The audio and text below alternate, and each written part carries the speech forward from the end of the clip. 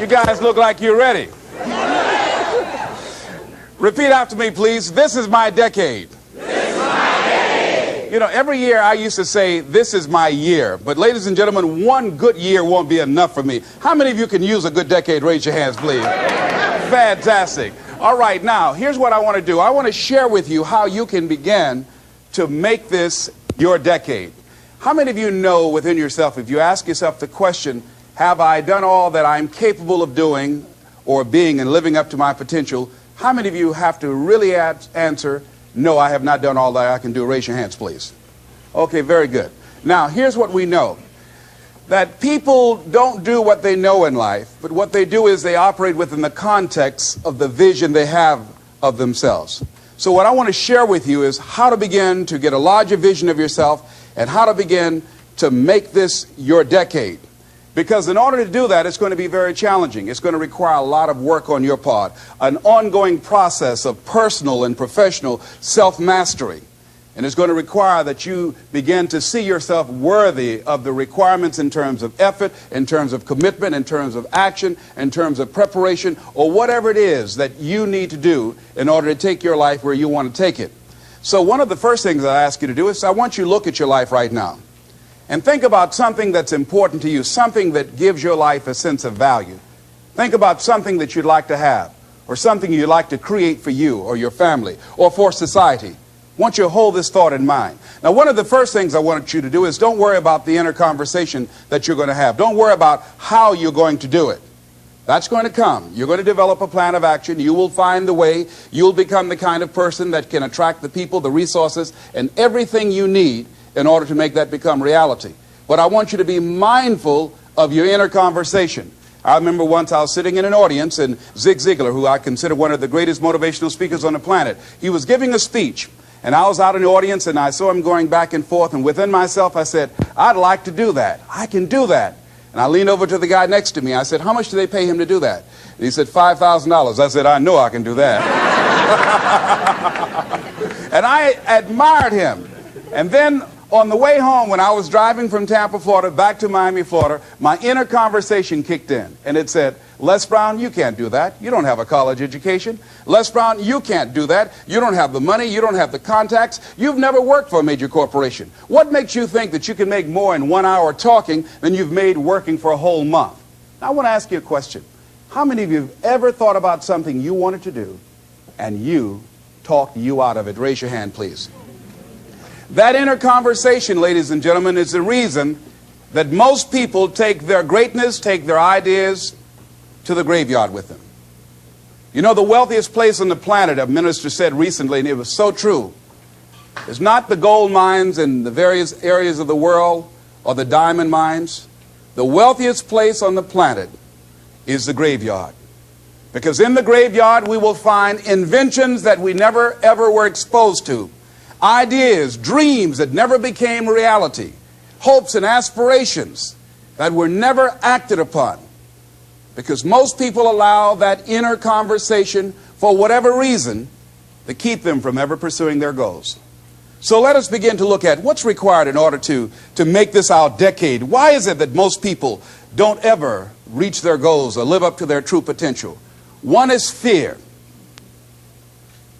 And there are only two kinds of fears that we're born with. The fear of falling and the fear of a loud sound. All other fears we learn, like the fear of failure. The next is the fear of success. That's one of the major challenges I had to deal with. I was working on a major project, and after it began to grow and it was extremely successful, I panicked and I walked away from it and gave it to someone else because I didn't believe that I could handle it. The other thing that keeps most people from reaching their goals is that a lot of people become comfortable. They stop growing. They stop wanting anything. They become satisfied.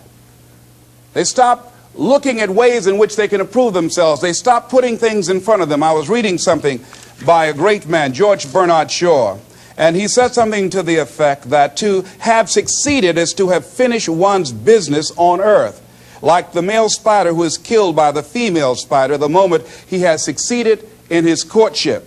And he goes on to say, I like a state of continual becoming with a goal in front and not behind.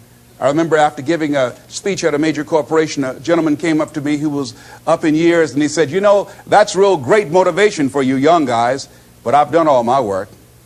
There's nothing else for me to do. I said, oh, yes. You've got a lot to give. You have a lot to offer. The fact that you're still here means that your business is not through yet. The other thing that keeps us from reaching our goal is not feeling worthy. That's where a lot of people get stuck. Because see, when you don't feel worthy of your goal, you will begin to unconsciously engage in self-destructive behavior, like procrastinating, constantly putting things off, squandering your time, and that's what life is made of. Something else that keeps us from reaching our goal, and that is many times because we spend so much time complaining and blaming everybody or everything. I'm reminded of a friend of mine who talked about the fact that one day he was walking by this house and some people were sitting on a porch, and there was a dog on the porch, and this dog was just moaning and groaning. So he was curious, and he asked the owner, he said, why is this dog moaning and groaning? And the owner said, because he's laying on a nail. He said, well, why doesn't he get off? He says, it's not hurting bad enough for him to get off. How many of you know people who moan and groan and complain about life all the time, all right? They might moan and groan about their job. I'm sick of this job. I'm sick of you. And they just moan and groan and complain all the time and never do anything about it. They haven't got to the point where they're sick and tired of being sick and tired. They just have enough energy to complain about it, and they consider that, in fact, they believe that that's equivalent to doing something about it, just complaining. No, that can't get you where you want to go. That cannot create your reality for you. The other thing that keeps most people from realizing their true greatness and their true potential, circumstances, their environment. There are many people who believe because of where they're born, because of the area where they are in life and where they find themselves, that's all they know. Given my circumstances, ladies and gentlemen, I shouldn't be doing what I'm doing right now. See, I know something about you, even not knowing you, that you've got greatness within you. You have the ability to do things that you can't even begin to imagine. You have talents and skills in you that you haven't even begun to reach for yet. No one could have convinced me, given my circumstances, given my background, that I would be doing what I'm doing right now. I was born in Liberty City on a floor on 62nd Street, my twin brother and me. When we were 6 weeks of age, we were adopted. When I was in 5th grade, I was identified as EMR, labeled educable mentally retarded, and put back from the 5th grade into the 4th grade, and stayed in that category until I got out of high school. I have no college training, but here's what happened. I had an intervention in my life. A man who saw something in me at a time that I did not see something in myself. I never forget being in his class one day waiting on a friend of mine who was there to rehearse for a play. He did not show up, and he asked me to go up to the board and write something on the board. And I said, I can't do that, sir. He said, why not?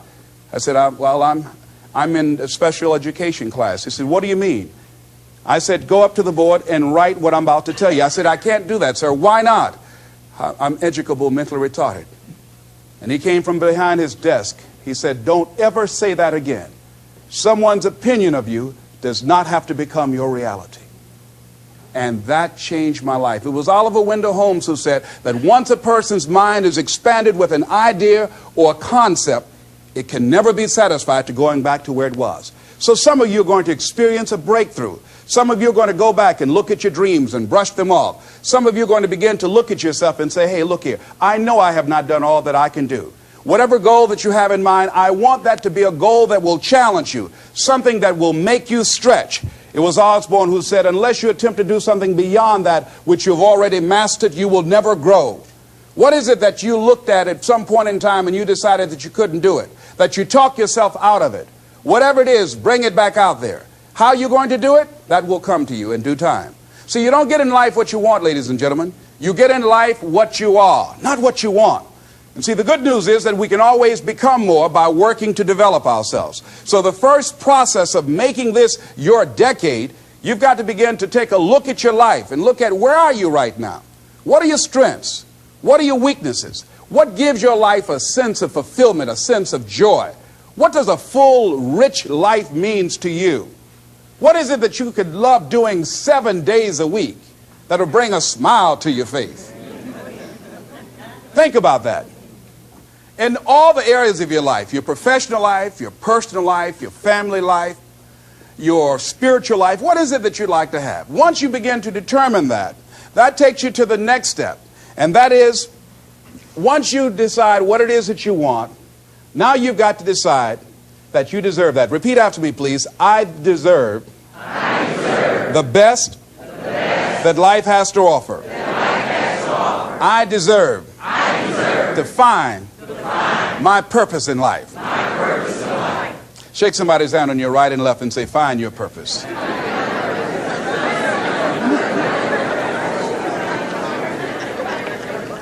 Do you know by actively pursuing your purpose, it could perhaps extend your life?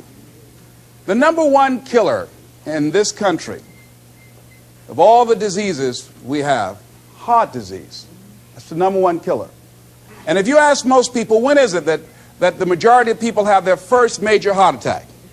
Some people will tell you as a result of obesity, or smoking cigarettes, or high cholesterol, or high blood pressure. And all of those are contributing factors. However, the truth of the matter is that most people don't realize that the majority of people suffer their first major heart attack on Monday morning between 8 a.m. and 9 a.m. People getting ready to go to jobs that they don't like, jobs that are making them sick. You see, when you're not pursuing your goal, you are literally committing spiritual suicide.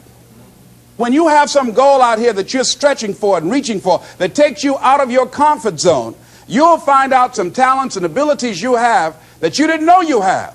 I started speaking just to elementary school kids because I knew they didn't know what I was talking about. And they gave me all kind of standing ovation. We like you, yeah.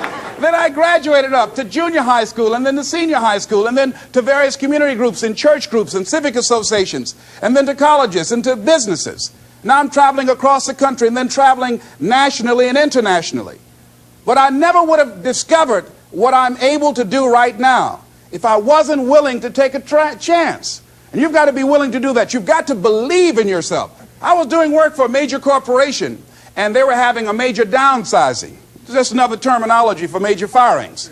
And so the people that were working there, they approached them and said, listen, you are eligible for early retirement.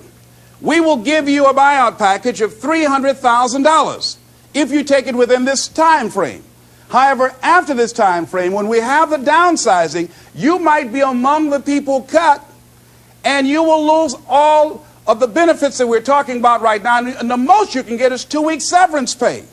Ladies and gentlemen, only 50% of the people that were eligible took this. Let me tell you something.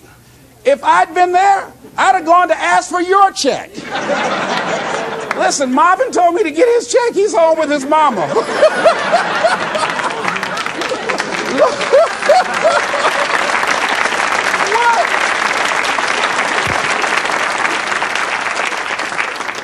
I would have taken that money so quick and had other people checks. They said, Les got your check.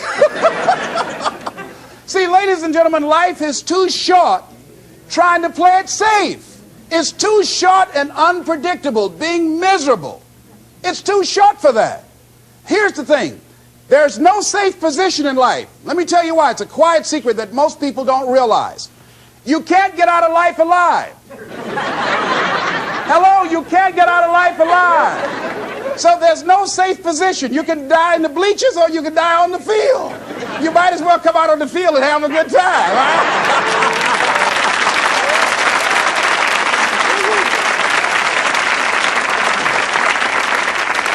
So if you want to make this your decade, you've got to decide to be bold. See, you got to be bold in life. You got to take life on. I remember I was at a major corporation. I had to give a presentation, and there were two guys sitting across from me, and the guy said to the other fellow, looking at the last two finalists, and that involved my firm and their firm, said, listen, looking at the credentials, this guy doesn't have any credentials.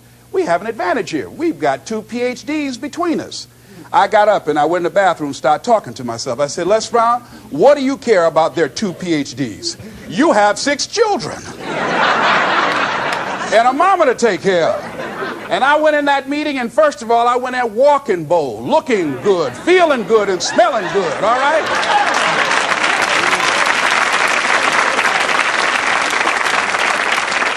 And I sat across that table and we started negotiating, and I operated in a spirit of absolute certainty.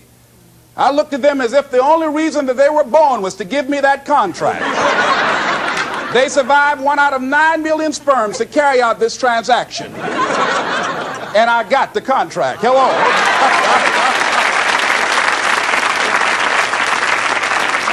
So you've got to decide to be bold. Most people go through life trying to creep. No. Trying to be casual about it. No. You go through life being casual, you'll end up a casualty. No. You've got to be bold in life. You've got to take life on. Now here's something else. You must be positive. See, a lot of people, when things don't happen when they want it to happen, they become negative. And they turn out and start projecting a lot of negative energy. No. You've got to make a conscious, deliberate, determined effort to be positive. Because see, when you know within yourself things are going to work out for you, when you know within yourself that some way, somehow, you're going to make it, and these are just some of the hoops you've got to flip through in order to get there, it's okay. Have a friend who went to get a job, and the people didn't hire him. He was so negative. Well, hey, to hell with you then. Wait a minute. They just don't have a job today. Don't burn your bridges behind you. Don't talk about the guy's mama. Come on. All right? Okay. Now, here's the last thing. If you want to reach your goal and have the competitive edge, you've got to be hungry. A lot of people love me to tell this story. When I got out of school, you know, my first major goal was to buy my mother a home. And my hero in broadcasting was Paul Harvey. And I wanted to become involved in broadcasting. And I loved the disc jockeys that were on the air.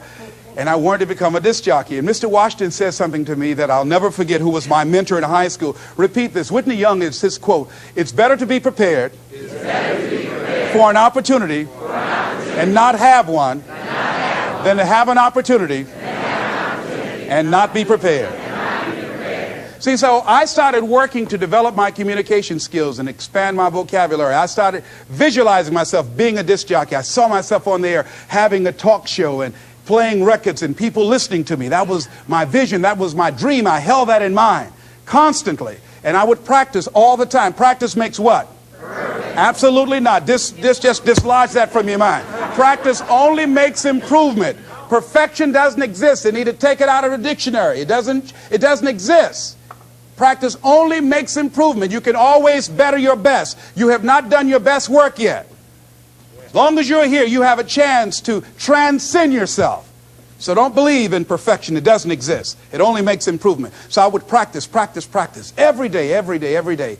And finally, I went over to this radio station, asked a guy for a job named Mr. Butterwall, and I said, how you doing, sir? I'd like to get a job. I was working on Miami Beach at the Fontainebleau Hotel at the time. The Jackie Gleason and the June Taylor dances were famous. And my favorite program on television, most people would not remember, John Beresford Tipton. Hi, my name is Michael Anthony. I have a check for $1 million. How many of you remember that program, all right? The Millionaire. That was my favorite program on television, you know. So this is my fantasy, you know. And every time we would drive from Miami Beach, I would fantasize, oh, that's the house. When I get my $1 million, I'm going to buy my mother that home over there. So that's my fantasy. So I went up to Mr. Butterball, and he said, do you have any radio experience? I said, no, sir. You have any background in journalism? I said, no, sir. I said, but I can never get experience if you don't give me the opportunity. I've been practicing a lot, sir. He said, I'm sorry, we don't have any job for you. I said, thank you, sir. He didn't know my reasons for being there. My reason, I wanted to use radio as a means to earn the money to buy my mother a home. I went back to the radio station again. I said, how you doing, Mr. Butterball? My name is Les Brown. I know your name. Didn't I just see you here yesterday? I said, yes, sir. I said, y'all have any jobs here? Didn't I tell you yesterday we didn't have any jobs? Yes, sir, but I thought maybe somebody got fired or resigned. I didn't know, sir. I went the next day. How you doing, Mr. Butterball? He said, yes. And I just didn't take it personal. How you doing? So y'all have any jobs here? Didn't I just tell you yesterday and the day before we didn't have any work? Well, I thought maybe somebody died, sir. I didn't know. I went the next day, showed up like nothing was wrong, like I saw him for the first time. How you doing, Mr. Butterball? Y'all having here? He said, boy, make yourself useful. Go get me some food. I said, yes, sir. See, many times when you want more, you've got to be willing to pay your dues. So I became their errand boy. I would get their lunch and their dinner and all kind of food for them. After a while, I would take the food to them in the control room, and I would not leave until they would ask me to. And I'd watch them working the controls, and I'd memorize their hand movements. And pretty soon, they would trust me with their cars to go pick up entertainers that came into town. Entertainers like Sam Cooke, Dinah Ross and the Supremes, the Four Tops and the Temptations. I would drive them all over Miami Beach in the disc jockeys' cars. I didn't have any driver's license, but I was driving like I had some.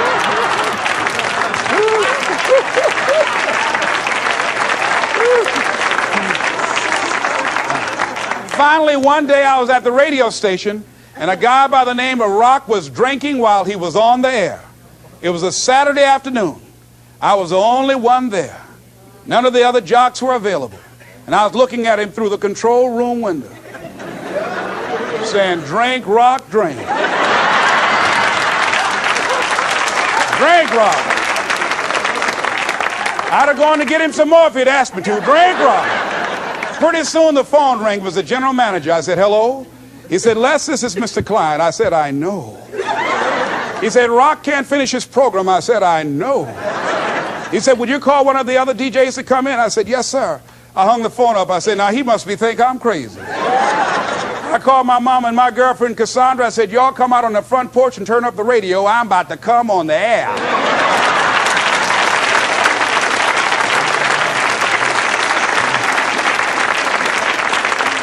I waited for about 20 minutes, and I called him back. I said, Mr. Klein, I can't find nobody. He said, young boy, do you know how to segue the records? I said, yes, sir. He said, go in there and don't say nothing here. I said, yes, sir. I couldn't wait to get behind those controls. I put the headphones on. I said, look out, this is me, LB, Triple P, Les Brown, your platter playing papa. There were none before me, and there will be none after me. Therefore, that makes me the one and only. Young and single and love to mingle, certified, bona fide, indubitably qualified to bring you satisfaction, whole lot of action. Look out, baby, I'm your love man. I was hungry.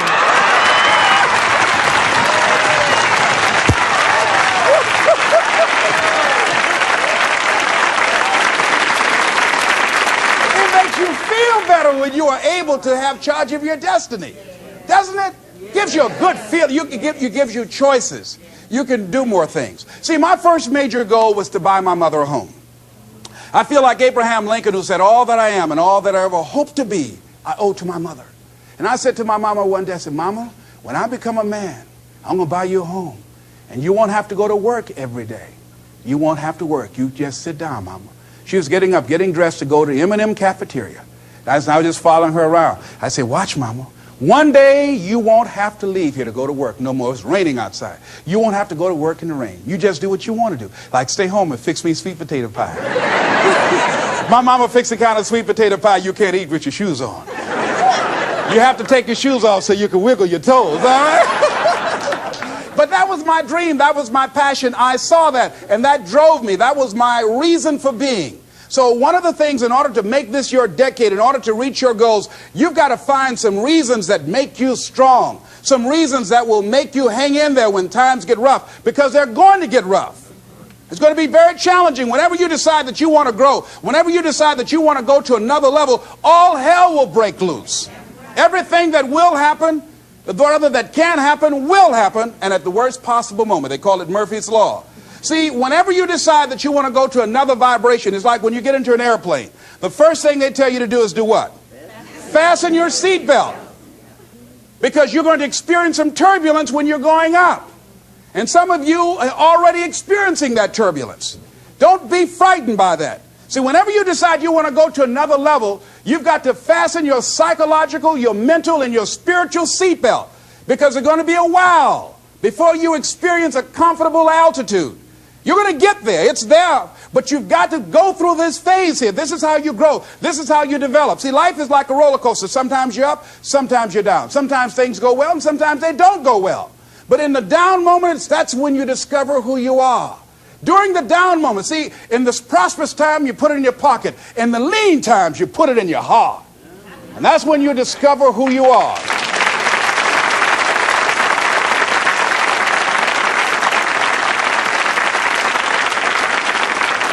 So find 5 reasons that empower you. Why is it that you deserve your goal? What are the 5 reasons that you won't give up? when life catches you on the blind side, when the messenger of misery visits you, what are you going to do? What will keep you in the game when life knocks you to the canvas? See, the Buster Douglas that fought in the last fight was not the Buster Douglas that fought Mike Tyson. See, the Buster Douglas that got knocked down while fighting Mike Tyson had gotten out of an alcohol recovery center. His mother had died. His wife was ill with a terminal illness. He was considered a nothing, a bum. So when he got knocked down, Buster Douglas had a reason to get back up, because he said, I'm dedicating this fight to the memory of my mama.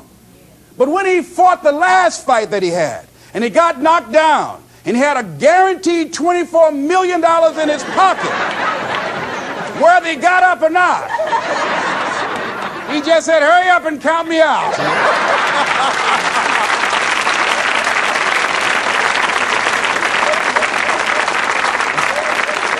And I don't blame him. Why get hurt? Say, no, why'd you leave so soon? Somebody's about to get hurt. Me. So you've got to have some reasons that when life knocks you down, and it's going to. Hello, it's going to knock you down. When people disappoint you, and that's going to happen. When they betray you, and that's going to happen. When they lie to you, and that's going to happen. When they say, oh, you can count on me, and they won't show up, and that's going to happen. When you want to throw in the towel and give up yourself, and that's going to happen. When life collapses on you and catch you on the blind side and drop you to your knees and start choking you, you got a dream? No, I ain't got no dream. And that's going to happen. What reason can you remember that you can call on, that you can reach on, that can make you get back up? Find that reason. Because when life had knocked me down, I said, life, I'm doing this because I want to make my mama proud of me. I'm doing this because I want my children to have a better life than what I had. I'm doing this because all my life I've been told I'd be a loser, that I wouldn't make it. All my life I heard people say, maybe take them back to the welfare department. I'm doing this to make them a lie. I believe, like Frank Sinatra, he said, the best revenge in life is massive success. I'm doing this so I can become massively successful. And with that kind of courage, with that kind of affirmation and reason to empower me, I got a saying that when life knocks you down, try and land on your back, because if you can look up, you can get up. All right?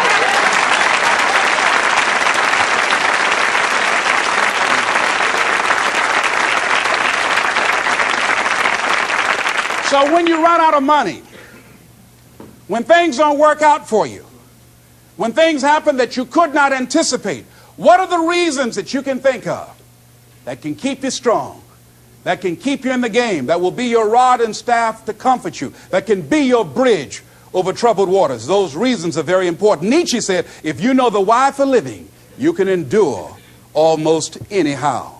So find out the reasons that you do what you do. Find out the reasons that will make you strong, that will make you walk by faith and not by sight, that will make you pursue your dream when everybody is against you or don't believe in you no more. And let me tell you something, that's a lonely feeling. It's a lonely feeling, particularly people that you're doing it for, or people that stand to benefit the most, or people who should be the #1 members in the encouragement club, but they end up saying, you can't do it, and they become members of the discouragement club. Oh, it hurts very badly. I know what that's like. Have people that you love close to you that look at you with that look and say, why don't you try something else? Why don't you give up? I said, but this is my life. I have got to do this. Les, you had a good job at Sears. That man like you. Mama, I can't go back to Sears. I got to be my own boss. I can't do that. I mean, you know, it's ladies and gentlemen, you know, when you work on a job that's dead end, you can see the ceiling already. It's like going in the middle of a movie. And after you've seen the movie, sitting back through that over again, there's something missing. You know the hero's not going to die. You know what the outcome is already. And so that's why a lot of people, a lady was telling me, she said when she went to work, it felt like a refrigerator fell on her shoulder as soon as she stepped in. Because she knew she'd gone as far as she could go. See, they're paying her just enough to keep her from quitting, and she's worked just hard enough just to keep from getting fired. How many of you know people like that? Raise your hand. One of you didn't raise your hand, you the one. I'll just tease it, all right? Here's something else. Make a commitment to be happy. See, you know, I have you laughing a lot. See, life is too short going through it looking horribly tired and ugly. Sometimes we take life too seriously. Oh, no. Make a commitment to be happy. Find little things just to get tickled about. And laugh. Find ways to be happy in the moment. A lot of people say, well, I'll be happy when I pay off all my bills. No. I'll be happy when I get my divorce. Oh, no. I'll be happy with the children gone. Oh, no. You want to be happy now. See, there are no guarantees. No one say you're going to be here 2, 3, or 4 years from now. So you want to be happy right now in the moment. Repeat after me. I must make a commitment. To be happy. Right now. Right now. Is all I got. Shake somebody's hand on your right and left and say, you deserve to be happy.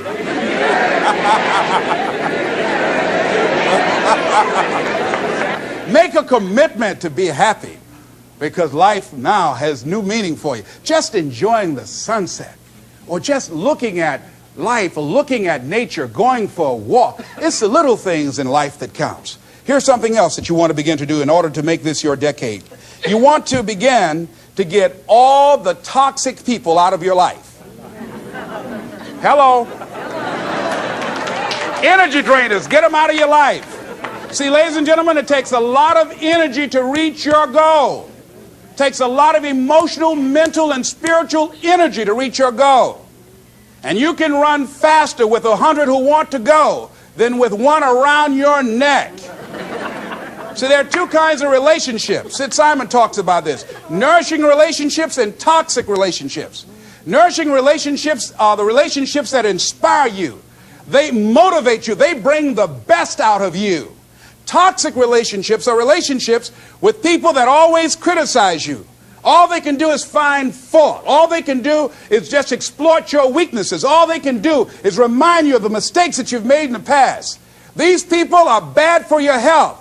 Toxic people can run your blood pressure up. One apple can spoil a whole barrel. One negative energy drainer can spoil your whole life. I know people whose lives have been ruined because somebody wasn't good for them. See, there are some people that aren't good for you. Hello? They aren't good for you. You've got to get them out of your life. See, a lot of people put up with a lot of foolishness because they don't want to die by themselves. Here's what I believe. I believe in a one-to-a-box theory.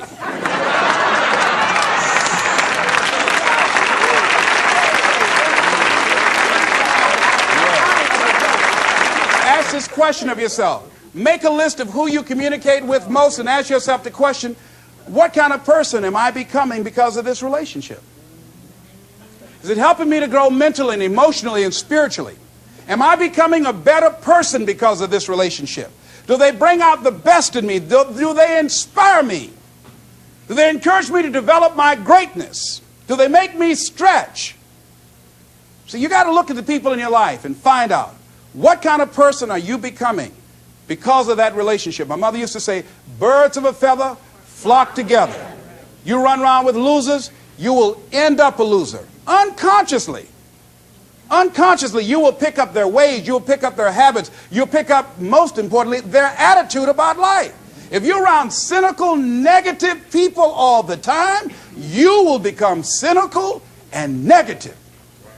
So you got to watch yourself. Many of us are living out the lives of other people, living out their conclusions, living out of their consciousness. The other thing is that you begin to looking at your life and looking at what it is that you want to achieve. Another crucial thing that you must do is align yourself with powerful people. Align yourself with people that can encourage you, people that can empower you, people that you can learn from, people that you can grow from. That's very important. See, if you have people around you that can contribute to your growth. When I wanted to become a speaker, I joined the National Speakers Association. I wanted to be around the Dr. Norman Vincent Peales, the Zig Ziglars, the Dwayne Dyers. I wanted to be around people that were doing what I wanted to do. I wanted to learn from them. And you want to do that too. You want to align yourself with people who think like you, people who dream like you, people who want more out of life, people that are stretching and searching and seeking some higher ground in life. As opposed to the majority of people. Somebody said, always strive to get on top in life because it's the bottom that's overcrowded. And see, you don't want to be on the bottom. See, it's easy to be on the bottom. It doesn't take any effort to be a loser. It doesn't take any motivation, any drive. in order to stay down there on a low level. But it calls on everything in you, ladies and gentlemen. You have to harness your will to say, I'm going to challenge myself. Sometimes I have to pull myself out of bed and say, come on, Les. Things I know I should do, I don't do. Things I shouldn't do, I do. I found that the biggest enemy you have to deal with is yourself. There's an old African proverb that says, if there's no enemy within, the enemy outside can do us no harm. So think about that.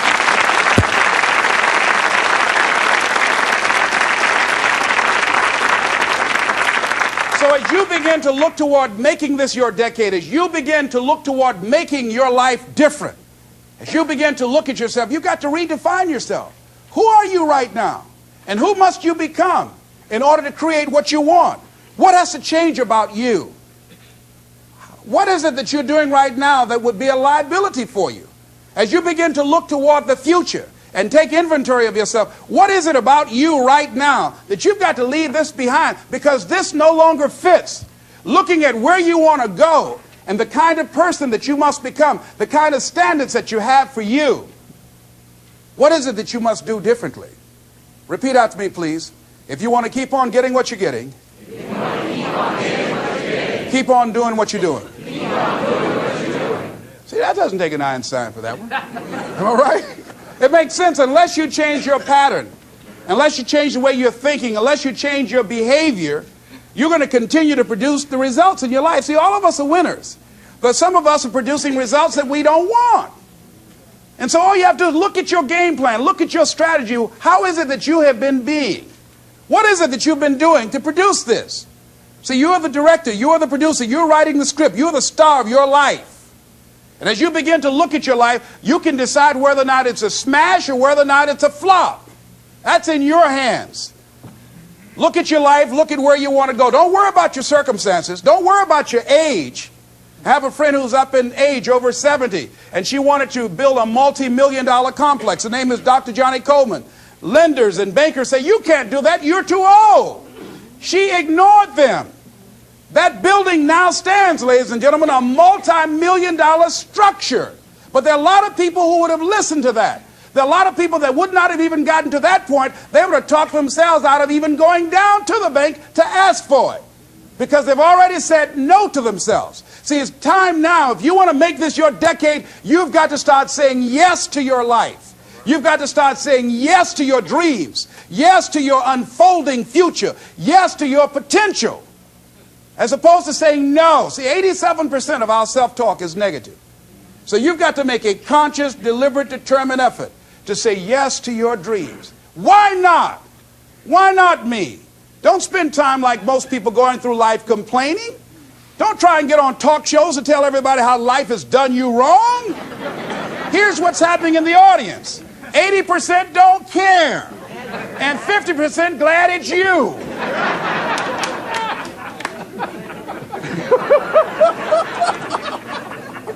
All right? So when you know that, you don't go around cry, oh, you know what they did to me? Who cares? Get away from me before they come back.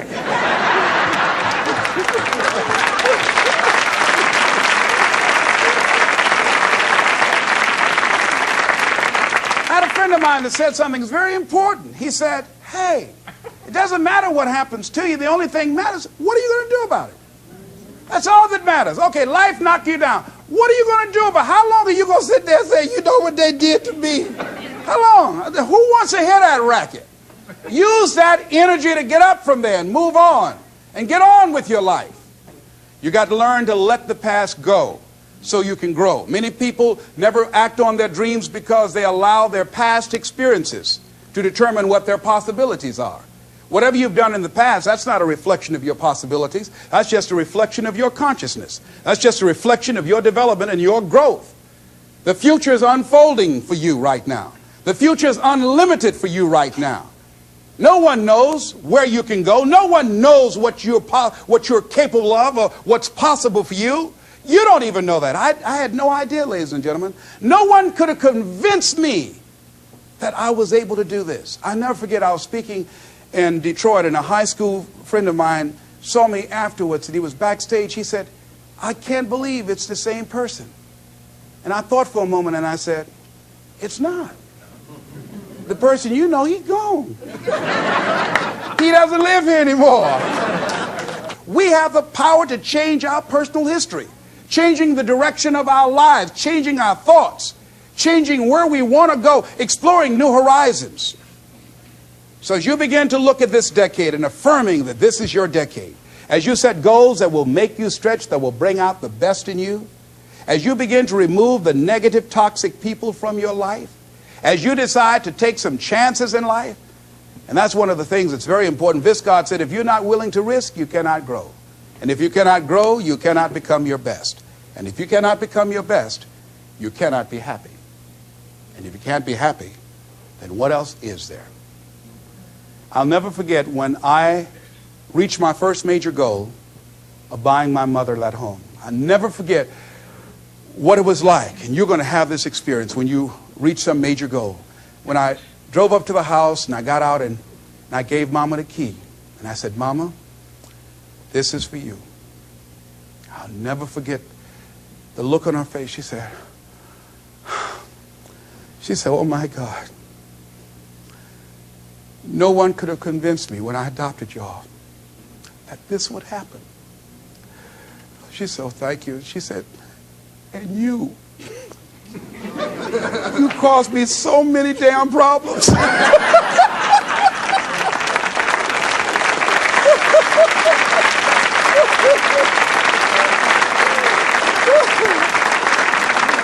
I was just one of those kids that had a lot of energy. But no one knew what I was going to become. It was a great philosopher, Goethe. He says, look at a man the way that he is, he only becomes worse. But look at him as if he were what he could be, then he becomes what he should be. And what Mr. Washington did was he looked beyond my faults and saw my needs. And he said, I see something in you. And I was there, oh God, I hope he's right. And I want to live up to his expectations. See, no one rises to low expectations. Finally, here's one last thing I'd like to leave with you. If you want to make this your decade, find some cause that you believe in.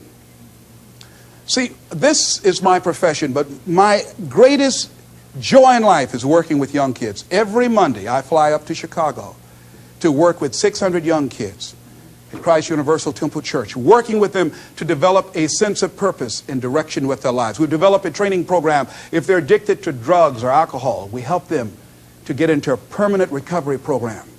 If they're not, we help them to develop a vision of themselves where drugs and alcohol does not fit.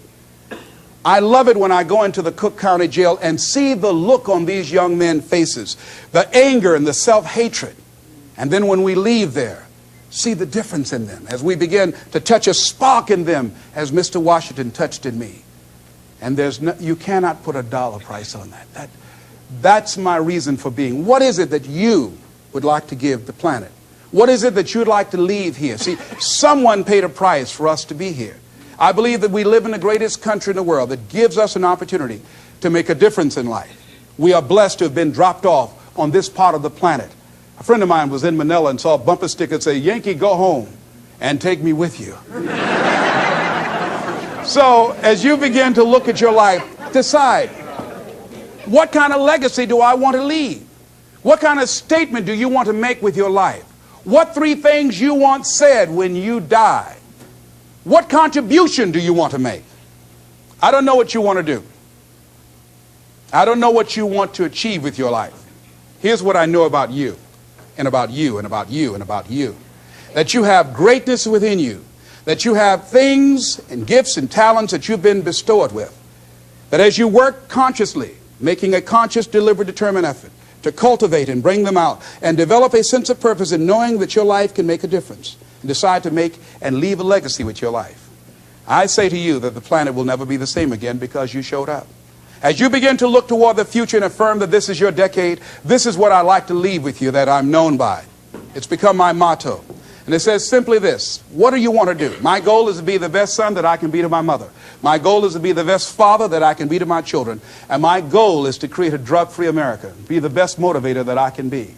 Whatever your goal is, this is what I like to leave with you. It says simply this, that if you want a thing bad enough to go out and fight for it, to work day and night for it, to give up your time, your peace, and your sleep for it, if all that you dream and scheme is about it, And life seems useless and worthless without it.